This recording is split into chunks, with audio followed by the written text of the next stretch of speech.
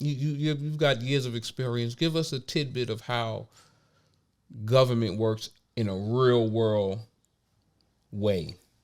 Like, we know that the president's supposed to do something, the governor and the, politicians. Like, what does that look like in the real world when they're implementing their legislation and stuff like that, or their policies?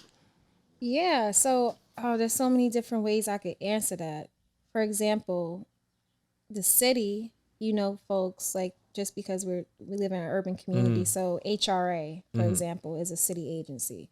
So if you know people that get, Medicaid, Medicare, food stamps, that all of that is administered through HRA, which is a city agency. There's a city council, right? Each district, we have 51 districts in New York City. So there's a city council representative for each 51 districts. That specific council member, if you have a specific issue with that particular municipality, say you're having an issue with your caseworker, or you're not getting your food stamps, or you're not getting certain resources from that particular agency, you can call your city council person who oversees that agency, and they can advocate on your behalf or help you navigate that process if you're having challenges.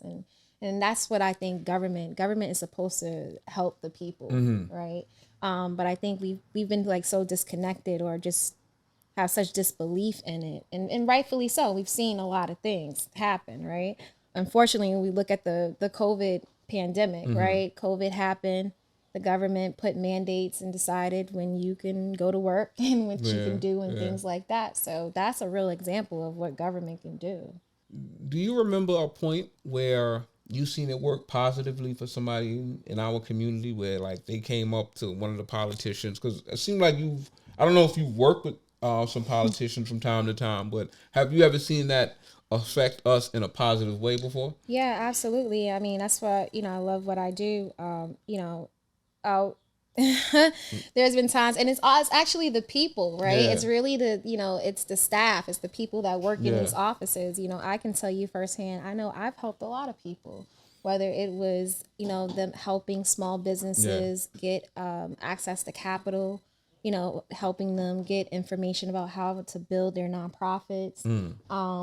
You know, simple as advocating for seniors when their mortgage goes into foreclosure, putting programs together. One of the things that we were working on, we were talking earlier about this project called Black Wealth 2020. So there was a study that had came out. I forgot who published it, but you guys can Google it. And they talked about how black wealth is going to go to zero by 2053. I don't know if you guys remember that. That came out prior to the pandemic. You remember that, Jackie?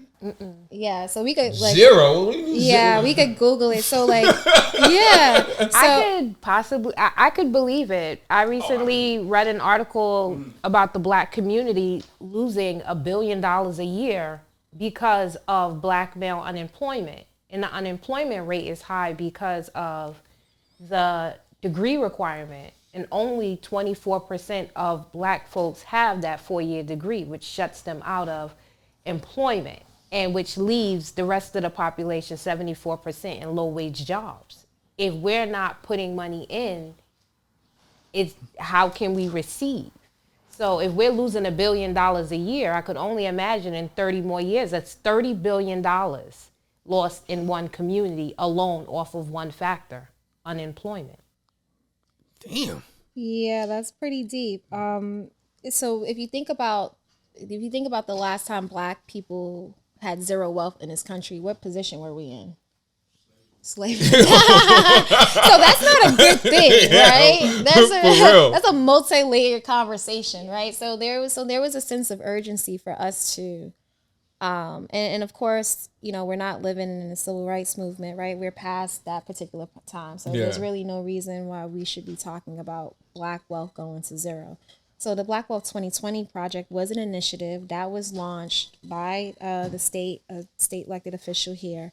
And the goal was to organize the community in private sector and public sector around three specific industries: with small business, home ownership, and banking. So we know we just focus on those three industries that we can create wealth.